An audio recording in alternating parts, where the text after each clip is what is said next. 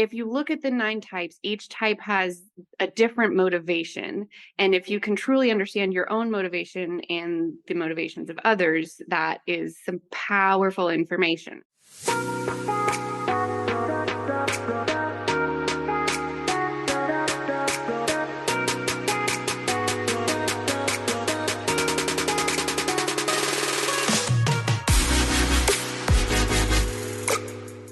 Hey, my name is Veronica Cisneros, and I am a licensed marriage and family therapist, a mama of 3 girls, and married for 23 years. I am obsessed with helping you navigate through the seasons of marriage, helping couples like you break free from feeling like roommates. I will teach you the secrets to having a healthy marriage by providing tools and tips to help you reconnect in a way that you can't keep your hands off each other, where flirting and kissing is the norm in your household. Setting intentional time to date, get to know and support each other's dreams and goals so that you can grow together without keeping score or judging one another. Where you feel seen and heard even when you disagree. Where arguments end with mutual respect and understanding. Where you work together to build and strengthen your family so no one feels like they're carrying the weight of the family on their own. These are the necessary skills your children need for you to model so that they develop healthy relationships and thrive in life. This is the Empowered and Unapologetic Podcast.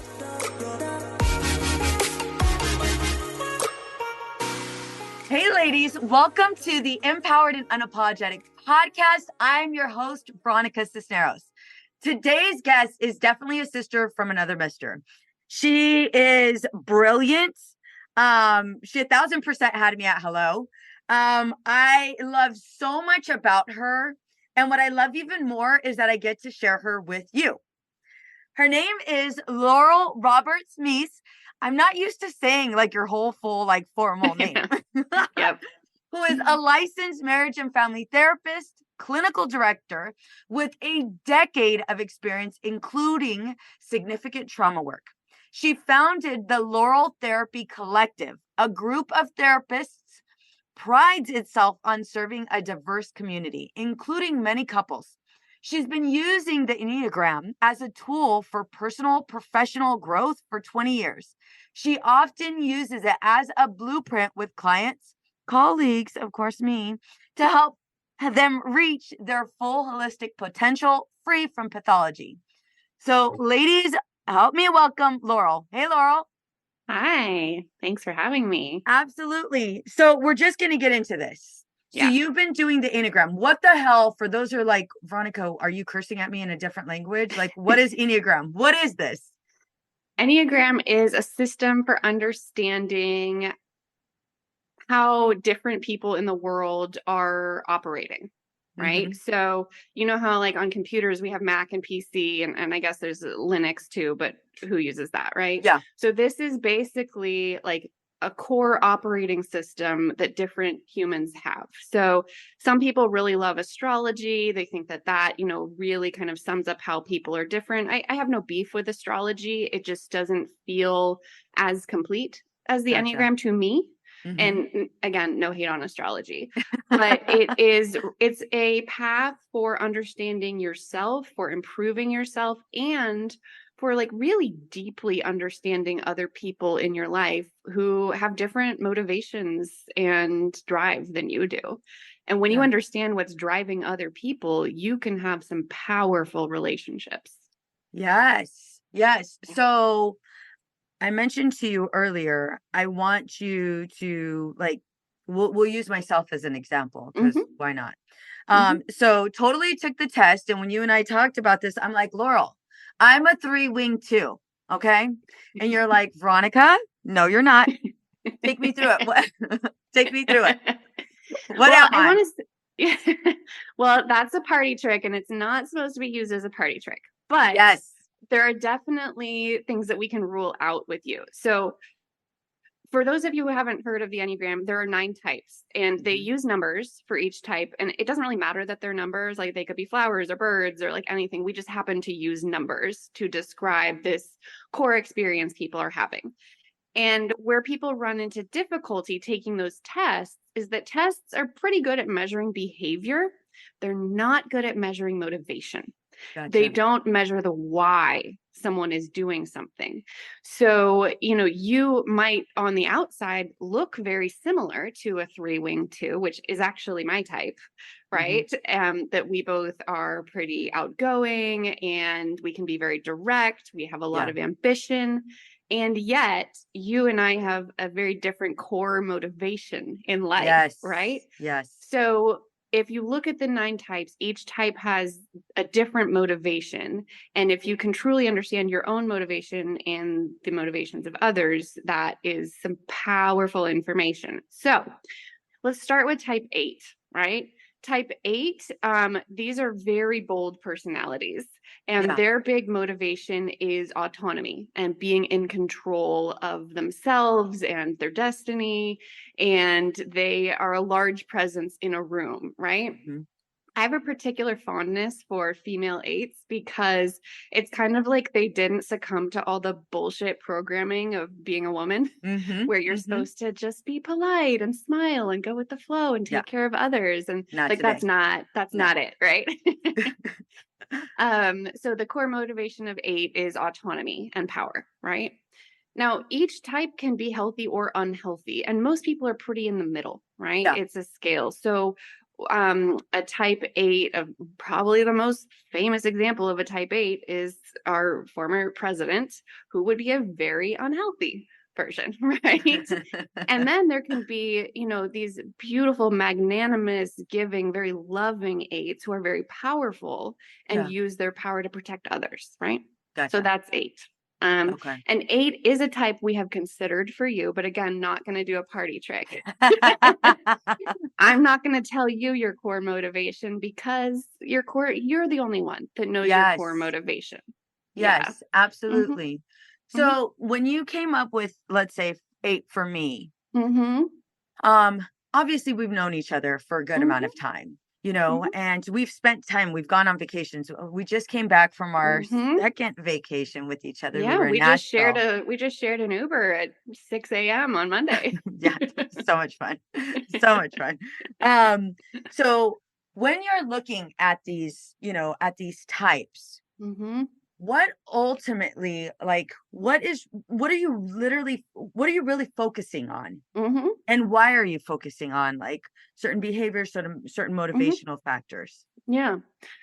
Well, I use it well for myself. So I'm a 3 with a 2 wing, and so the 3 is the achiever, and Mhm. I'm a very ambitious person, and I also care a lot about being seen as successful and Yeah. being, liked and admired, and kind of being seen as having all my shit together, right? Yeah.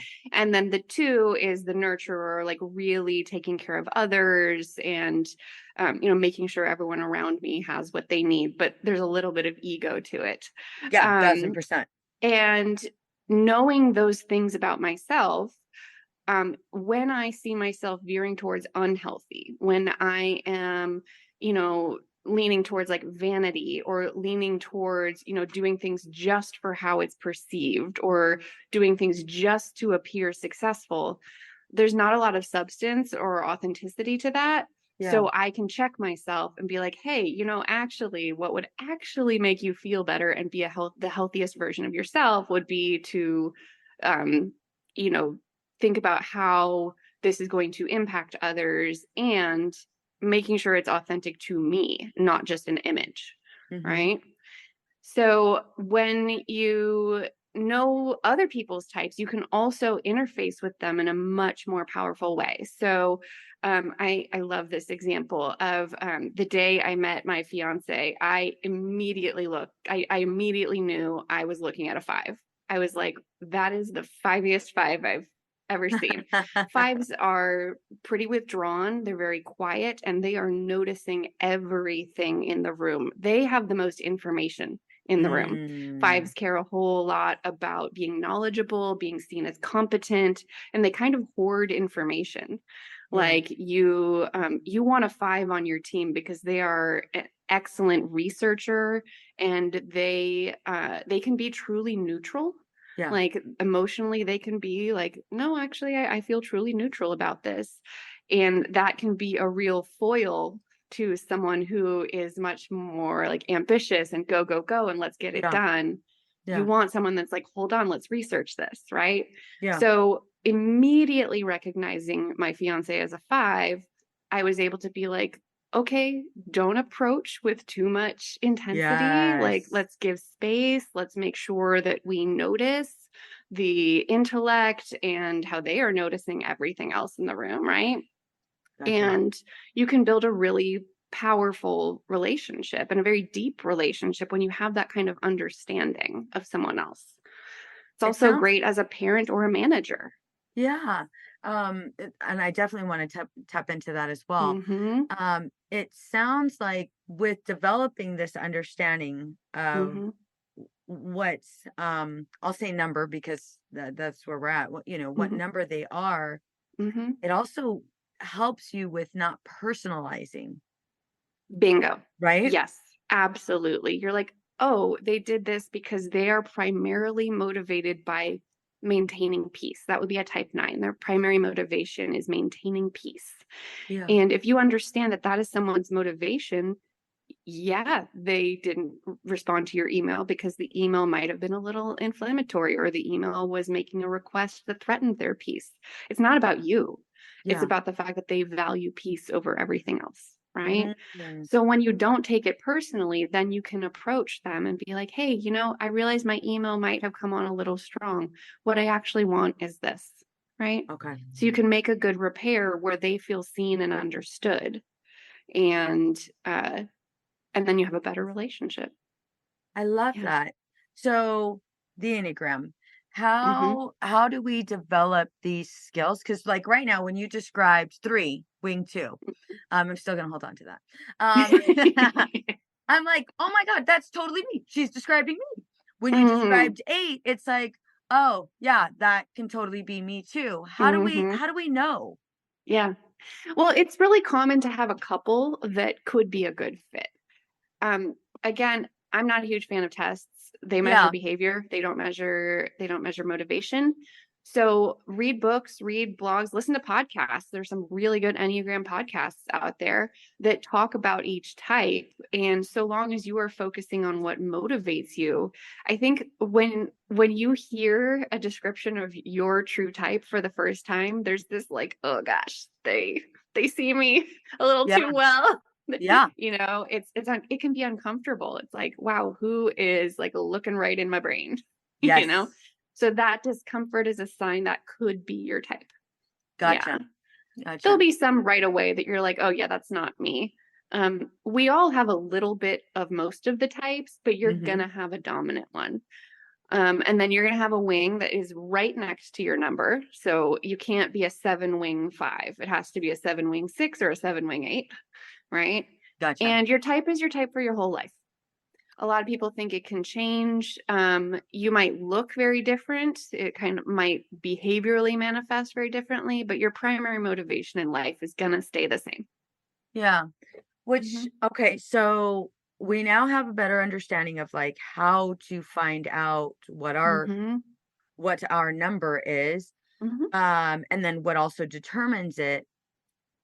When we're working with couples or when we're in these relationships, not only Mm-hmm. in our relationship with our partners, but also, well, let's start there. Let's start there. Mm-hmm. Oftentimes, I get a lot of women say, my husband is emotionally unavailable. He's a narcissist. He must be a Mm-hmm. narcissist, Mm-hmm. or he's completely avoidant, or, he's just shut off.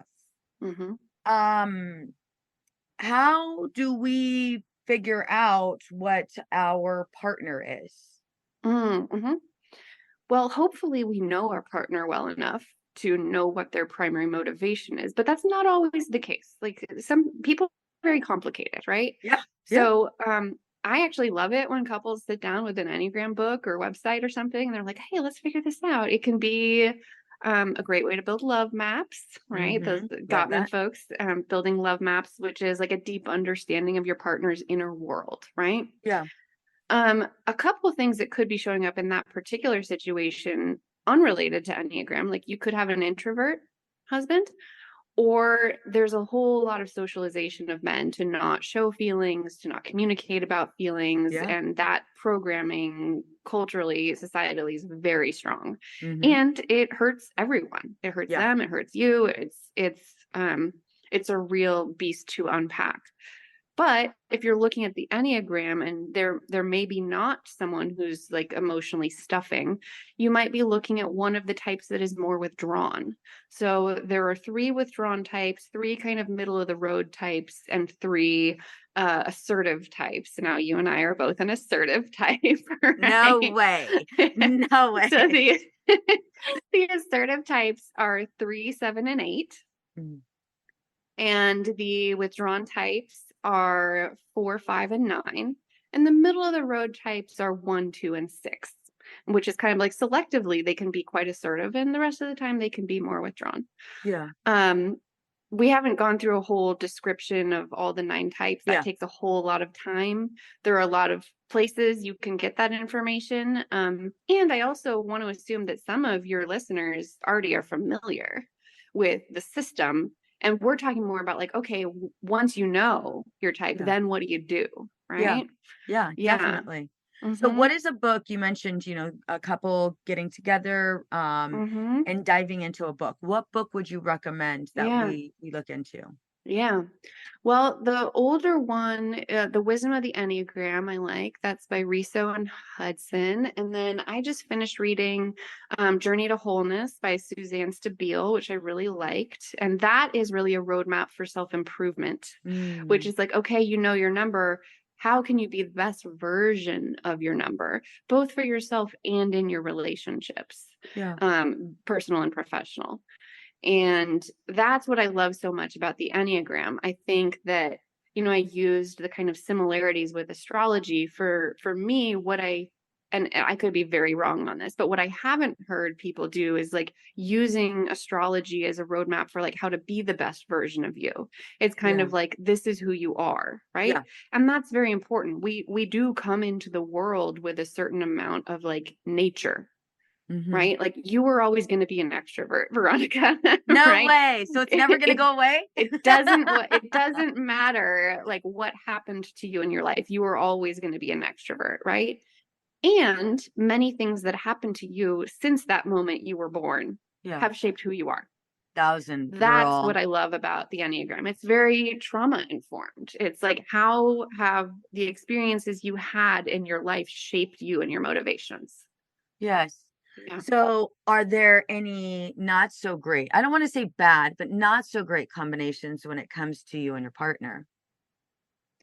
You mean 3, 5 specifically? Well, I don't Oh, know. I any don't, types, any any types. types, like, No. are there any types where you're sitting with this book and you're like, all right, babe, how many? You're I don't know, whatever number.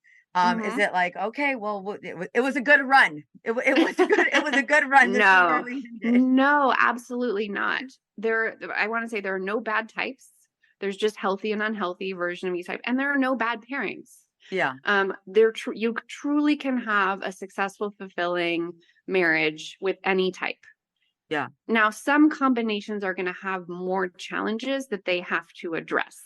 So, for example, I'm going to use 2 and 5 as an example. 2 is the nurturer. I'm all use 2 Willie is and I. Use Willie and I, Laurel. except we don't know what You don't Willie know is what Willie yet. is. We don't. I Come haven't met on. Willie besides God. a brief FaceTime. So I can't be doing that to Willie. I mean, he's not here to defend himself and He's tell not. tell us no, that's not my He's like, motivation. that's not me. All right, let's use another one. Yeah. Well, yeah, 2 and 5. So 2 is like the nurturer. They're very much that, like, just that archetype of like the loving partner mom, like very feminine. And they're absolutely male 2s. There absolutely are. They're lovely. We need more of them in the world. But it's a very female energy type. Yeah. And it's a whole lot of taking care of others before yourself. Mm, And maybe some resentment that comes up when you take care of everyone else before yeah. yourself, right? Yeah. So if you pair that with a 5, 5s are very brainy. They don't love talking about feelings. Some do, but most don't. And very much hoard information and resources to protect themselves because they have a very limited amount of energy. So an unhealthy 5 might be emotionally stingy, right? Mm, So if you get someone who's very expressive, very giving, and their partner is really struggling to be emotionally generous, you're going to have that pursuer distancer dynamic, and there's going to be Yes. resentment that builds up, right? Mm-hmm. And then when you discover, like, oh, we're an Enneagram 2-5 couple, here's how we fix that. The 2 Yeah. needs to stop doing things without being asked, Mm-hmm. and the 5 needs to do more things. Yeah. That needs to move toward the partner, right? So that's an example of, like you said, it depersonalizes it. Like the Yes. 5 being emotionally withdrawn is not about the 2, but the 2 believes they are the Mm-hmm. reason, right? Yeah. So when you recognize, like, oh, this is just how my partner's wired, you can have more empathy and compassion and work towards solution. It's not just like, well, that's who they are, Yeah. because we should all be striving to be the best version of ourselves. Absolutely. Yeah. One thing that has helped me, I cannot say I am in any way, shape, or form an expert when it comes to Enneagram, because right now Laurel is shouting out all these numbers and I'm like, all right, cool. um, but I know from and just kind of listening to you say these things, that's Hmm. really what has helped Willie and I um have the relationship we currently have, is Yes. understanding like, okay, wait a minute, this isn't anything personal. Yeah. Willie's primary motivation is this. And that has Hmm. helped me so much with like, and I've had a conversation with you guys. We all went to dinner and I was talking about how I would cut a bitch if I needed to. Um, and for me, I was telling you guys that security is something so big for me, so Yeah. big for me. And I struggle, and still, I will admit, I still struggle with this. It's also like when I'm thinking rational and I'm not going into psycho crazy mode, like when I am able to think rationally, I'm able to look at Willie and go, okay, wait a minute. What is this underlying motivation? And the Hmm. underlying motivation almost always goes to protecting his family. Hmm. However, it's not in the way that, Yes. right? It's not in the way that I want him to protect us, right? Cue in my Hmm. dad. But it is. It's like, and for a long time, for a very long time, I would personalize this. He doesn't love me enough. Yep. Hmm. We're not worthy. He doesn't think we're worthy. Otherwise, he would cut a bitch. Hmm. And yeah, there was a lot of feelings and a lot of resentment I had towards Willie, because it's like, okay, well, when are you going to love me the way I need you to love me? And what I realized was he was loving that love didn't stop. It was there. Yeah. It's just my own perception and my own past blinding me from being able to go ahead and see Willie for who he is and who he's not. Yeah. It's competing needs, Yeah. right? So I love that you just yeah. said that. Yes, write that Yeah. down, ladies. If you don't have pen and paper, write this down. She's going to give you a lot of good shit. Hmm.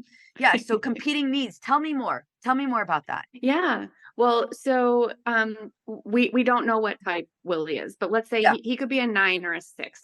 Maybe, right? maybe. 9, their core motivation is peace.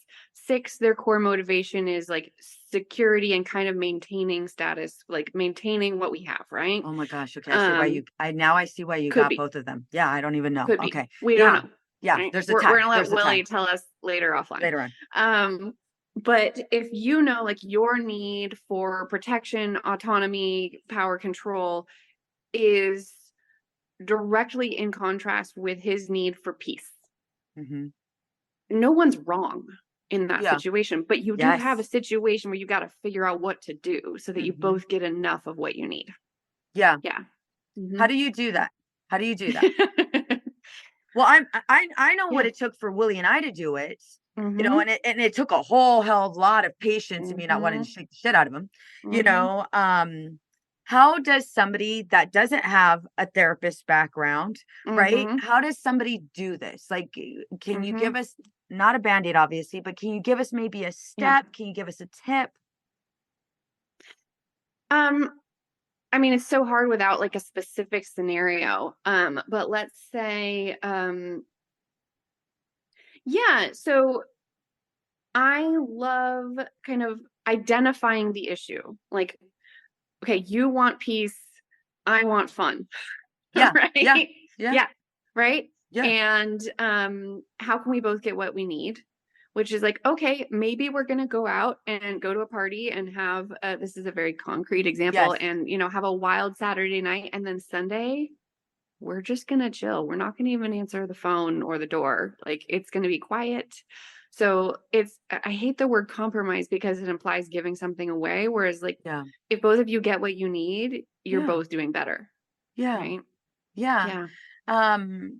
I like that. Like, there's the competing needs Mm-hmm. and then compromise without self-sacrifice. Yeah. Mm-hmm. Right? Right? Some types might be more prone to self-sacrificing. I'm Mm-hmm. looking at 9s and 2s because 9s want peace and 2s want to be needed. Gotcha. So they might put other people's needs. It might be very difficult for them to voice what they want and need. And that is the journey of growth for 9s and 2s. Yeah. How do I show up and take up more space as a person with Yes. what I want and need? And for others, it's like, how do I make a little more space for my partner or my employees or my child or whatever it is? Right? Yeah.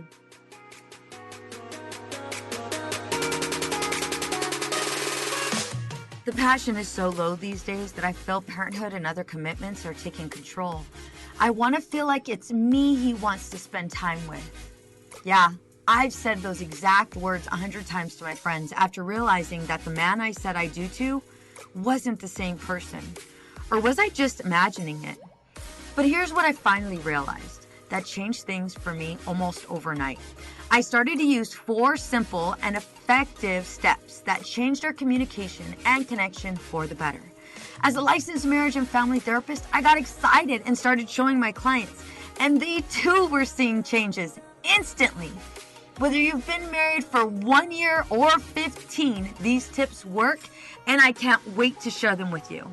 Girl, I got you. I want to personally invite you to my live 2-hour online workshop. This is for moms who have said, the empty promises just aggravate me so much. He says he will do something or take care of something, then he doesn't. Communication has always been a weak point for us. He says things without thinking. I try to logically work through things and he reacts emotionally. I try to say what I feel in a constructive manner. He takes it personally and attacks me. Boundaries are a confusing topic for me because I am a helper. I have this innate need to help anyone I can. So if this is you and you are ready to get off this hamster wheel, then allow me to guide you through this 4-step process. I can't wait to meet you personally. So again, this is a 2-hour live workshop. And for whatever reason, if you cannot attend, girl, I got you. This will be recorded, which means you will have lifetime access. This is for women only. If you are ready to go from roommates to lovers, then let's go ahead and step outside of our comfort zones together. Allow me to guide you. If you're ready, what I'd like you to do is go to empoweredandunapologetic.com/workshop. Again, that is empoweredandunapologetic.com/workshop. Get ready, mama, because we are about to do some work.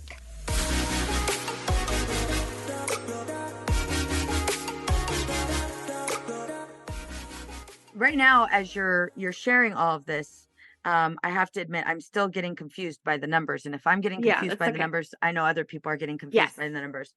And so I'm like You want me thinking, to go through real quick? I can go through. yes, I do want you Yeah. to go through real quick. And I'm wondering if we make this part 1, where it's an explanation of the Enneagram, Mm-hmm. and part 2, we bring ladies, we bring Willie's ass on here because here's why. I know what you do. Don't get me wrong.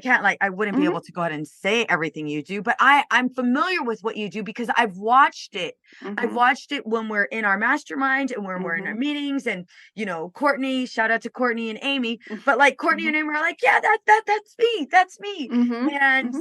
the way we work together and the way we're able to go ahead and give constructive feedback and Yeah. all of this information, it's like this beautiful mastermind. Mm-hmm. But I And we're want very balanced in the group. We yes. we have a 2, 3, 6, and we think maybe you're an 8. You got a lot of 7 energy too, but Ooh. one of those. Yeah. Listen, I'm unique. Don't put a Yeah. number on me. No, just kidding, just kidding. But I want, if you're open to it, Mhm. I want the women to go out and see this, like, Mhm. be Yeah. provided an example. Okay, so yes, Sure. please, let's go for it. Let's go Okay, ahead and let's describe go all of through the them. numbers. Yeah. Let's do it. Okay, start at the top with type 9 because nines they don't like to go first. They don't like to take up a ton of space. They are wonderful. Two of my employees are nines, and I just love them so much. Everyone loves nines because they're so easy to get along with. Their primary motivation is peace, maintaining peace and harmony, making sure people get what they need, but there's not a lot of ego to it. It's just like, yeah, I want everyone to be at peace, right? Mhm. Um, and you mentioned this, you were kind of snapping at like, this is very trauma informed. Like, we all become this way because of the environment we grew up in. So a 9 might have learned to survive as a kid by like, yeah, I don't need to take up much space. Everyone else in the family has kind of got a lot going on. I'll just kind of float. They're in addition to being very motivated by peace, they're very motivated by connection to others. Like, they desperately want to feel connected. Yeah. I mean, who doesn't want to feel connected, but Yeah. particularly nines. Yeah. When they're not healthy, they can be very detached and kind of floating and really not have a sense of self. And when they're Gotcha. very healthy, they're able to take up space and be assertive and talk about what they need and maintain peace, right? Mm. There's that balance. Okay, that's 9. Type 1. Ones are the change makers in the world in that they have very clear, sometimes black and white vision of how things should be. Mm. They are idealists in the best sense of the word. Like, they can see, like, wow, the world would be a better place if we had universal housing or healthcare or something, and they will work their ass off to make it happen. Yeah. They are very much about making positive change in the world. Their primary motivation is to do and be good. They're very afraid that there's something deeply bad about them, so they spend a lot of their time and energy trying to compensate by doing and being good. Gotcha. They can sometimes struggle with being angry when change doesn't happen at the pace that they want. And when they are very healthy, you look at incredible world leaders who just Mm. have devoted their life and all their passion to making positive change. When they're very unhealthy, they are, out of control zealots that are just kind of wreaking havoc, Yeah. right? But that theme of feeling or worrying they are deeply bad is really important to differentiate from Mm. other types. Yeah. Okay. Okay. Then you've got twos. I've already talked a little bit about twos. Twos' primary motivation is love. They just want to Mm. be loved. And they became a two somewhere along the way, getting messaging that love from their caregivers was conditional, that they needed to Oh. do things or, be of service or take care of or, otherwise be of service. There's also a lot of conditioning of women to be nurturing and to be good and loving. And when twos are very healthy, they are nurturers and, wonderful caretakers, and they take care of themselves and they Mm. know they are lovable even when they're not taking care of others. Yeah. Um, Now, I have complicated feelings about the concept of unconditional love because I think as adults, like, there should probably be some conditions on love. Mhm. Like, you Yeah. should probably not be a complete asshole, right? Yeah. You Probably should not. probably, Probably not. yeah. Mhm. And there should be allowed to be conditions on love, but not for children. And that is kind of the core wound of the two, is like feeling that love Yes. was conditional as a child, Mhm. right? Mhm. Okay. So their primary motivation is love. They can also have a lot of ego involved, like, oh, you need me. You need me to Ooh. take care of you. Mhm. Uh-huh. Mhm. So when they're Okay. unhealthy, they can be really resentful. Yeah. And when they're very healthy, they take care of themselves and others Gotcha. and know that they are lovable just for who they are. Yeah. Gotcha. This one's a flirt. I like it. Yeah. It can be. Yeah. Then we've got type 3. That's me. The primary motivation is success and being liked. There's a lot of ambition here. And there's some similarity to 2 in that they feel like they have to do and achieve to be Yeah. liked.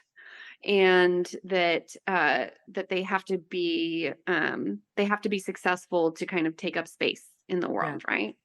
Now, this can look a lot of different ways. It can look like needing to have 1 million followers on Instagram, or it can look like making a ton of money, or it can look like having a fancy title, right? There can be a certain amount of vanity in this type, or it can just be like, I'm an ambitious person and I just want to be really successful, right? And Yeah. I just can't stop the hustle, right?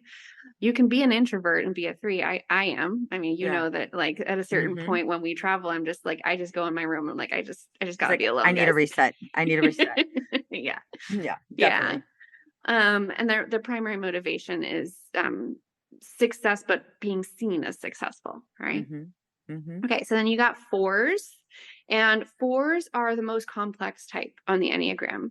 They are very sensitive. They have a deep experience and appreciation for emotion and complicated emotion. And there's a certain amount of yearning for the ease that other people have walking through the world. Other people just seem to kind of have an easier time at life, Yeah. right? There's a lot of feeling very intensely and feeling a little left out, feeling different, but juxtaposed with this, like, I don't want to be the same as everyone else. So, like, I Yeah. want to fit in, I want to be accepted, but I don't want to be the same. That's complicated, right? Yeah, Yeah. definitely. So, the primary motivation for the 4 is authenticity, Mm, being who you really are. yeah. And sometimes it's hard to be who you really are and fit into a big community or to Yes. feel like there's space for you or to feel understood. Yep. So that's a very complex experience. 4s are very interesting. They're the only type that will somewhat commonly pair with another one of their same type. Most of the time, we don't see 2 of the same type in a relationship, but 4s tend to really like each other because they Yeah. feel understood. Yeah. Uh-huh. Mm, Yeah. You got 5s. I already talked a little bit about 5 with my fiance is one. 5s, they are all about competence, information, and conservation of energy. 5s have very little energy out in the world, and their primary motivation is um, hoarding that energy and knowledge, right? Like yeah. there is never enough energy and knowledge to feel quite secure. Sometimes 5s will actually hoard literal objects, but it's more of an abstract hoarding. So like I need to protect my energy and my time and the information that I have. Mm-hmm. And they are very curious. These are people that love documentaries or can just like really niche down on a subject to a degree that most of us just don't have the capacity to niche down that hard, Yeah. right? And they can be visionaries. They can absolutely like have ideas or concepts that go far beyond what most people can comprehend. I think most people would consider Bill Gates and Steve Jobs to be 5s Mm, because they just have this level of information, but also vision. yeah. So it's very minute detail, but then it goes big, Yeah. right? Yeah. 6s, they are primarily motivated by security. Now, 6s are interesting. They're kind of 2 types. You can have the phobic 6, which is very anxious, and like they are the people you want in charge of disaster preparedness. Like they've got the earthquake bag, they've got the emergency plan. Like here's where we're going to meet in the event of a disaster, right? And they're kind of the oh my gosh, what if? And they're planned. They're great contingency planners. And then there are the counterphobic 6s who are like, the world's a dangerous place, so why not bungee jump?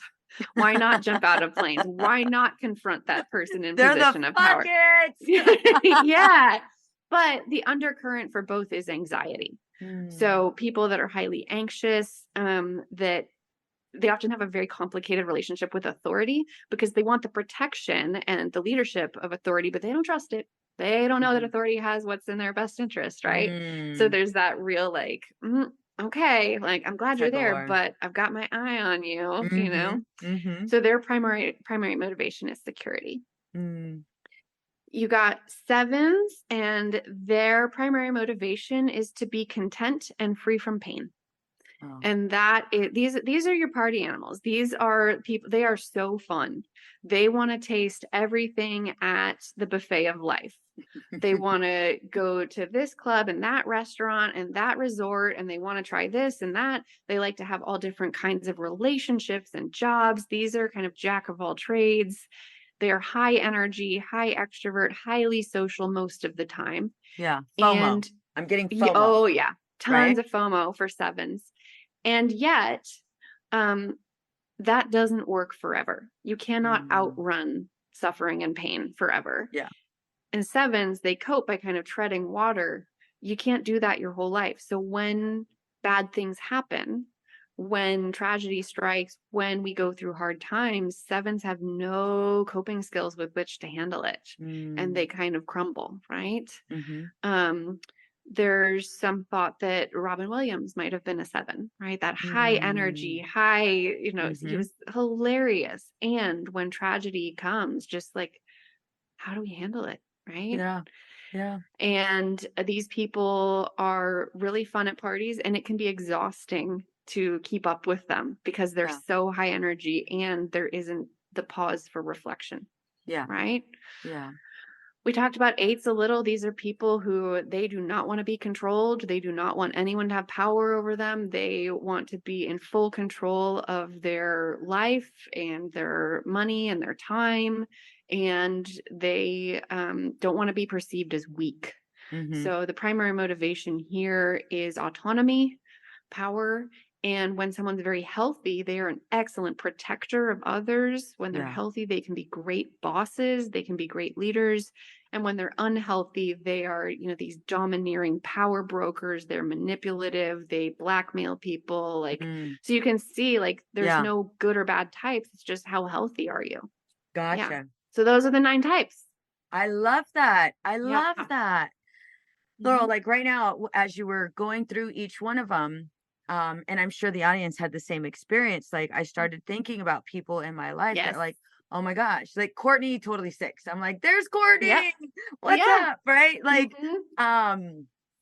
but it's like, oh my gosh, like you just provided all of us with this, Yes. like, I don't know if I call it a roadmap, but like, So yeah, different right? operating systems. And if you know Yes. someone else has a different operating system, you can approach them with empathy, and you can have a more successful relationship. You can communicate so much better. So um, when I know I am talking to a 4, Yeah. I'm probably going to lead with feelings. I'm going to be really sensitive. I'm going to be really relational. I'm going to allow time and space for them to process and have Yeah. their reaction.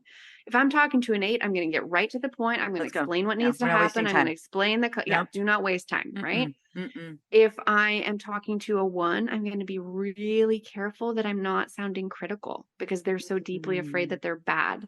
And if I come across as critical, they're just going to crumble and not hear what I have to Yeah. say, right? So this is not meant to manipulate. It's meant No. to just help you be more effective in having relationships with people, including challenging relationships, Yeah. right? If Yeah. you understand, like, okay, this person, let's say it's an ex-husband, like, you understand his primary motivation is this: you have a tough relationship and you need to communicate something around the kids' school stuff, Yeah. right? Yeah. You can approach him so that you can both, like, not have to get into a bunch of conflict and actually both get what you need for the good of the kids, Yep. right? Yep. Yeah, you know where your soft spot is and his, and you can avoid it. Yeah. It's kind of like you are now provided with insight on how to have a healthy conversation and how to have a Yes. healthy relationship. Love it. Yes.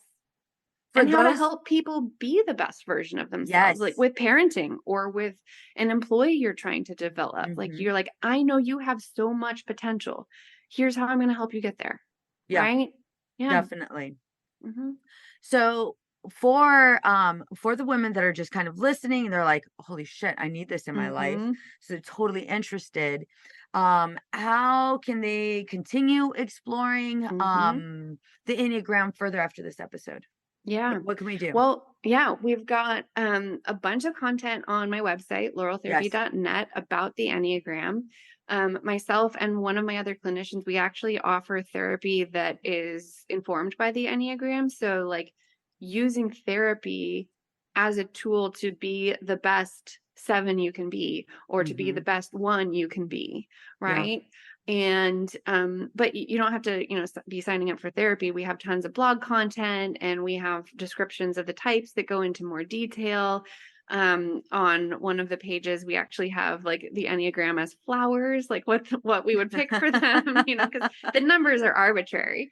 And then, there's a lot of really great content out there on Instagram, on podcasts. There's a lot of good books. Just be careful of any resource that is kind of using it as a party trick or telling people what they are, and or not using it in a way that centers around motivation, right? Like, it's cute to like designate which Halloween candies belong to each type, but like Halloween candy doesn't have motivation. No, not at all. Yeah. Not at all. Yeah. Well, I'm excited to go ahead and record a part 2. Yeah, let's do it. Really, really excited, just because, like I said, I want the audience to actually see this in action. Thank you so much for jumping on. How can we, so we already got your, we already have your website. How can we find you on social media? Yeah, so we're at Laurel Therapy Collective on Instagram and Facebook, and LinkedIn, and I think one other. Oh, YouTube, and on YouTube. Okay. And we've got a lot of great content on there. Awesome. I am excited. So definitely we'll have all of this information on our show notes. Laurel, we're definitely recording part 2. We're going to talk offline on what questions I need to ask Willie, or how we can prepare for this meeting, because there's where that. No, let's do it all in the meeting. Ooh, let's figure out both of your types. Let's do it on. Yeah, we're totally doing it. All right. So this is going to be part 1, and we're doing part 2. Laurel, thank you again. You're welcome. What's up, ladies? Just want to let you guys know that your ratings and reviews for this podcast are greatly appreciated. If you love this podcast, please go to iTunes right now, write a review, rate the episode, and subscribe. Don't forget to share it with your friends.